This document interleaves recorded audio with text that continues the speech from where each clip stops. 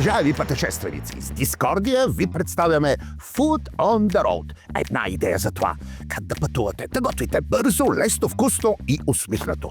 А естествено, за да сте най-добрите, ви трябва оборудване. Ето и нужните неща, с които да натоварите вашето превозно средство и да сте универсални бойци на пътя, да може да сготвите всичко във всяка една, дори заплетена кулинарна ситуация. Започваме с масичка. Разбира се, сгъваема, нека да бъде стабилна и с телескопични крака, за да става по-висока. Удобно и най-вече здраво столче. Препоръчвам ви да са поне 2. Газов котлон, не забравяйте да напълните бутилката и задължително се снабдете с ветробран. Вятърът и течението на открито могат да бъдат пагубни за вашия кулинарен ентусиазъм.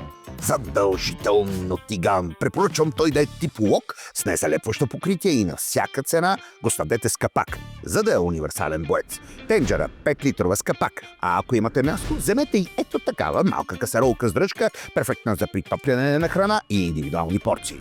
Дъска за рязане. Бих казал, по-добре да бъдат 2.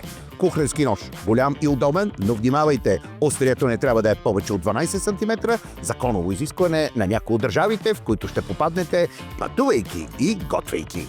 Малко ножче. За всякакви оперативни действия. Не можете да минете без ренде, белачка, бъркалки дървени, нека бъдат 2, черпаки, ако искате да готвите още по-здравословно и да сте в крак с модата, решетка за пара и изгъваема щипка за барбекю с силиконови накрайници. Ето я и нея. Бойната готовност. Кутията с подправки. В нея сложете естествено незаменимото и любимо черно пиперче, сол, червен пипер, обожаваната от всички българска родена чубрица и по възможност кимьон.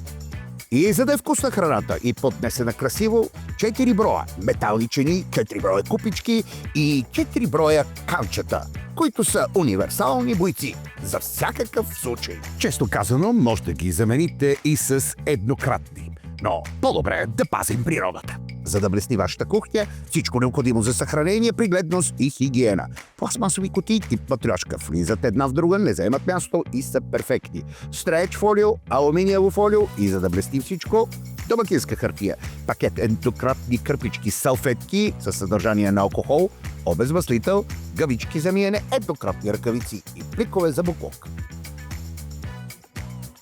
А аз бих добавил и една 5-литрова туба с вода за всеки случай. С Дискордия създадахме Food on the Road, за да имате самочувствие, когато пътувате и готвите. Дори и в много тежки и заплетени кулинарни ситуации се усмихвайте. Лек път и здрави гуми. Споделената храна е най-вкусната.